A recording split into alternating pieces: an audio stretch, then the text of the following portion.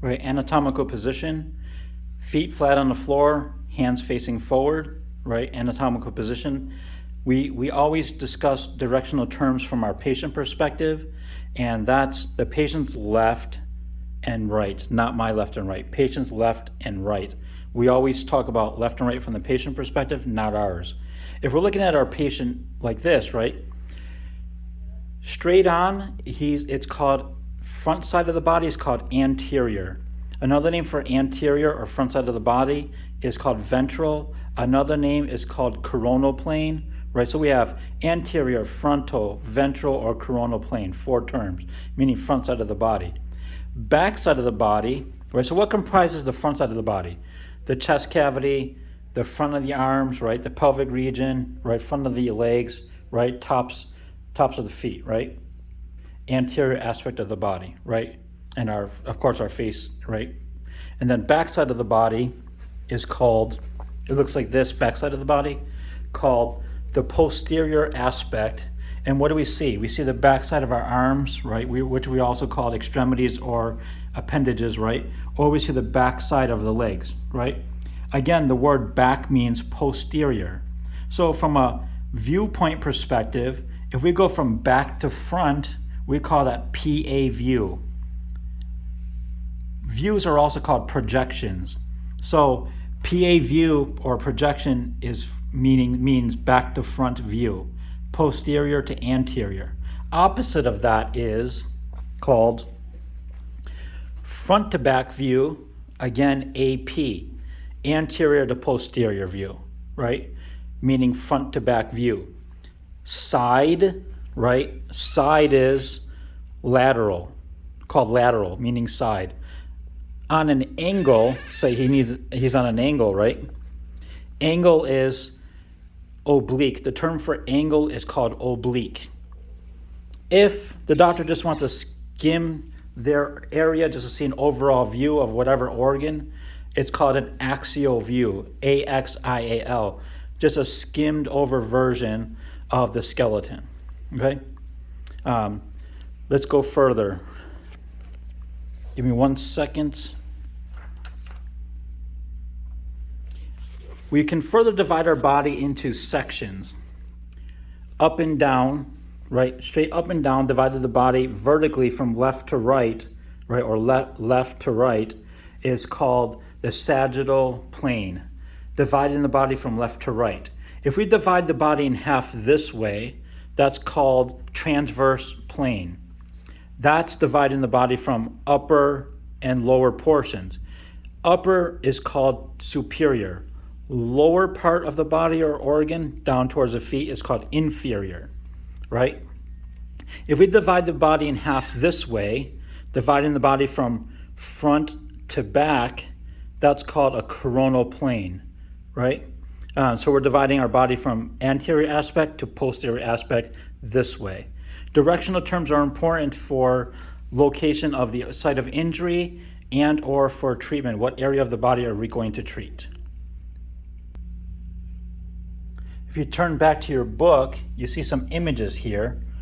Proper angles, proper positioning, proper patient placement allows us to take a better image of the x-ray to get a better image for the doctor. If you look at this example here, page 177 out of your textbook, it gives you some examples of what we're trying to achieve through x-ray. A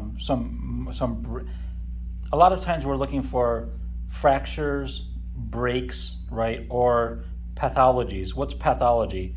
Disease states, such as people can get bone cancer, right? You can get osteoporosis, which means you're losing your calcium or vitamin D production over time, right? And that could be captured or seen on x-ray. Looking at these 3 pictures here, you want a quality image when you take your x-ray picture. The black you see is called density. The white you see is called contrast. And you want to be able to see your bony structures. In these areas, you can see the arrows are pointing to the sites of injury or damage, breaks or fractures, right? Some pictures are better than others, but you want equal amount of density, equal amount of black, equal amount of light or white. Black again means density, white on film again means contrast. You want equal amounts, right, to determine good picture. A good picture is also captured based on height and weight of the patient and organ involved.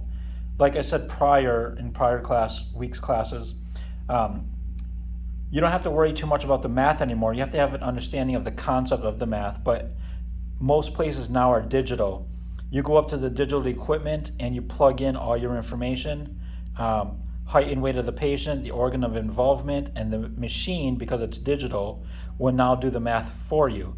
Why that? To eliminate a lot of the operator errors as far as mathematical errors. What you see here now is part of your upper limb and shoulder girdle. I started talking about this already, but if you can see from your book, your shoulder girdle comprises your scapula and your clavicle, right? Your humerus, which is your upper arm bone, right? And then the lower arm bones, two of them, forearm, is called the ulna and radius. Those articulate into your carpal bones, which are multiple irregular bones, right? And then the carpal bones articulate into the metacarpal bones, which are the bones in your hands, and then the metacarpal bones articulate into your fingers, which we said is named as phalanges or digits, right? Here's an example, same page, of your hand blown up and all the multiple irregular bone names. If you were taking the licensure exam, which you should upon completion of these courses, the exam will ask you about your anatomy. For example, they'll have a picture of this hand and they'll have an arrow pointed in one of the bones and say, which bone is this, and give you 4 choices. In front of you, this hand would be in the PA projection, back to front projection, and that would be the left hand. So looking from left to right, we have these multiple irregular bones which comprise our carpal bones. They're called hamate, pisiform, triquetrum, lunate, ulna, radius, scaphoid, trapezoid, trapezium, and capitate. Again, hamate, pisiform, triquetrum, lunate, scaphoid, trapezoid, trapezium, and capitate. And as you can see, if you look down a little bit, you can see that what 2 bones are there articulating into them? The ulna and radius of the lower forearm. This patient that you see pictured here, again, this comes from out of your textbook. This patient is sitting in upright position. That's her left hand being examined. If you look at the light that's there, that's created from a tool on the tube housing called the collimator. If you see that cross right there, the 2 lines crossing each other, the center point of that is called the central ray. So wherever the damage is, you want to have your central ray on the damaged part. So the hand will be captured in the image, but where the most detail is going to happen on the x-ray is wherever that cross is. Patient education points are remove all jewelry, sit still, and then you provide them with an additional lead apron which is laying across her lap. Remember, lead absorbs any excess radiation.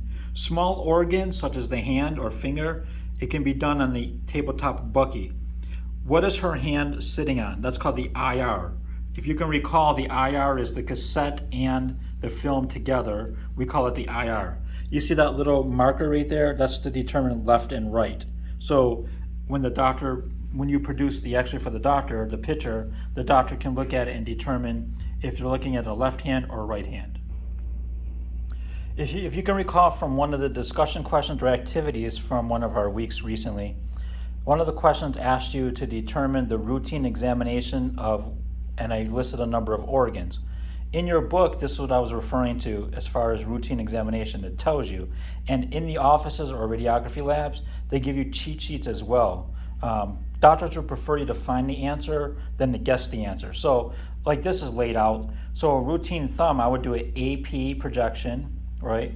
AP projection, PA projection, an oblique projection, and a lateral projection. Multiple views of the organ. Why? Because each of our bones is multidimensional.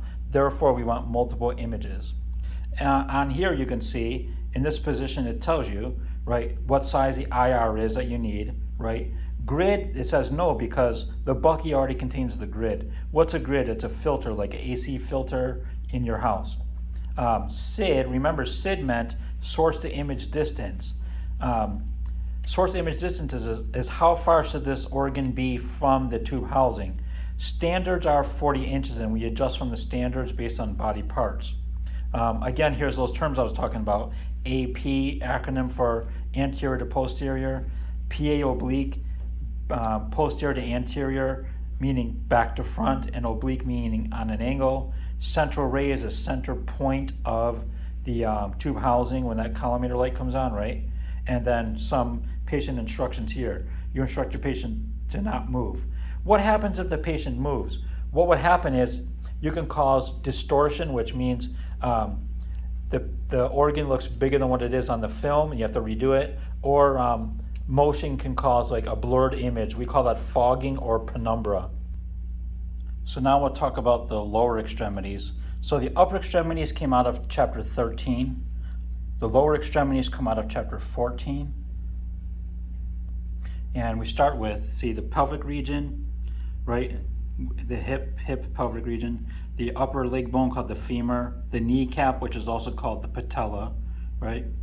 The lower leg bones, two of them called the fibula and tibula, the ankle bones, which is called the tarsal bones, top of the foot is called metatarsals, and then the toes, again, phalanges, right?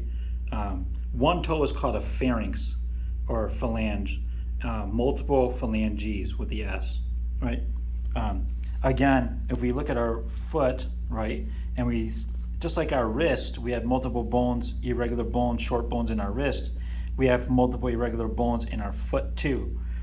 Again, if showed up on a x-ray test, then one arrow would be pointing to the anatomy and say, identify this bone and give you 4 choices. So in this case, we're looking at our foot, right? Just to give you some names, phalanges again, there it is, right? Which means toes. The navicular or median cuneiform, middle parts of your tarsals, right?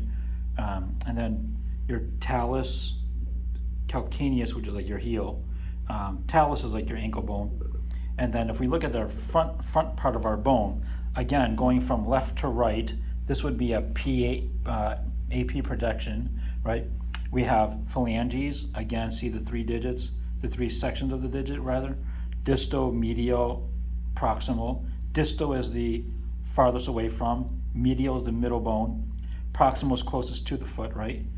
See? And then that articulates into the other bones, right? The multiple short irregular bones of our foot. Starting from left to right, it's called medial cuneiform, intermediate cuneiform, navicular, the talus, calcaneus, cuboid, lateral cuneiform, and then the base of the where the phalanges meet the tarsals and metatarsals. You can see this further demonstrated here in the bones. See the multiple irregular bones of the foot, the phalanges, the metatarsals, and the tarsal bones, right? Multiple irregular short bones, right? And those articulate into our what? Fibula and tibia, right? And those articulate into the, this guy doesn't have one. Oh, does he? No, he's missing that one on that side, but this side shows you, right? The fibula and tibia articulate into the patella, which is the kneecap, right? Which then articulates into the upper leg bone called the femur, right? And then the femoral head, which articulates into the pelvic region, right? Just give you some ideas of stuff. Over time, the aging process, this can wear away, this can wear away, right? Medication can cause damage. Yourself over time, your job, whatever your job is, can cause damage. You can lose vitamin D if you don't take care of yourself. I'm on it right now, vitamin D supplements to build my bone up. If not, I at a later age can have breakdown of here, of all this area here.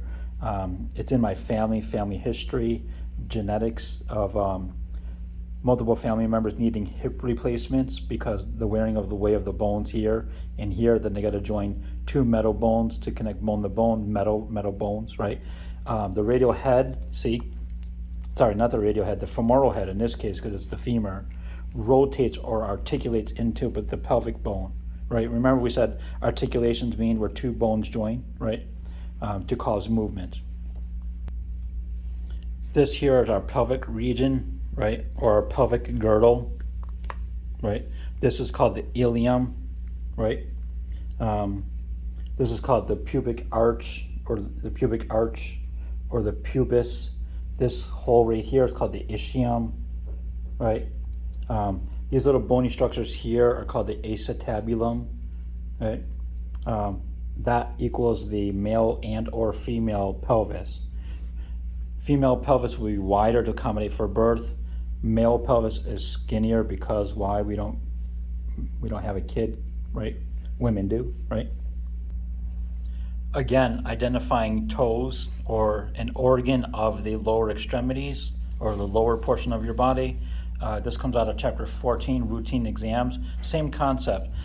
The cheat sheets give you the name of the organ involved, right? What size IR to use, what's the SID, what's the distance from the tube housing, right? What views, in this case you can see an AP axial view, right, which gives you these dimensions, right? Remember, we want to see multiple aspects of the organ because each organ, whether it be a toe, femur, humerus, or the pelvic region, our bones are multi-dimensional. Therefore, we want multiple images to capture every area. This position here, you see them holding the patient holding the rubber band. This is called a tangential position, and that's to get this part right here. So we do a PA view, AP view, side view, angle view, right? And then I want to see inside here. So I use the tourniquet, pull the foot back, angle the tube housing on the side, then I get a view, what's called tangential view, which gives me the inside view of here, such as that. Like I could see all of this area here, right? And another example, the foot here, that's the IR, right? The cassette and film, we call it the IR, right? Image receptor system. That's what receives the radiation to produce a picture. The light you see here is called the radiation field. Remember, radiation is invisible, but that light kind of guides where it's going to go. If we put it too big or too small, we distort the image. We get too much fogging, like a ghostly appearance instead of an image. So that's why correct radiation field is important. Again, multiple angles, right? This all comes from your book if you want to take a look in your book. This here, this machine he's on, that's called a fluoroscopy machine. It just means an x-ray that can move. Why do I want an x-ray that can move? So I can see the range of motion. How are the bones moving inside the foot? To give me an idea of if you need physical therapy or not, or to monitor the patient progression from broken bone to not. A little bit ago I was telling you about some people need a hip replacement, right? So here's an example. What you're seeing there, the bones wore away, the hip and the head of the femur wore away. So in order to connect this femur with the pelvic region, a titanium rod has to be inserted to connect bone to bone. That's an example of that. In particular, my dad has that, left and right hip, because he broke the right hip and then he fell down a flight of stairs and then later on broke the left. So he has two metal rods in his femur, connected it to his pelvic region to keep him walking. Another name for walking or normal walking is called gait, or to keep him supportive, right?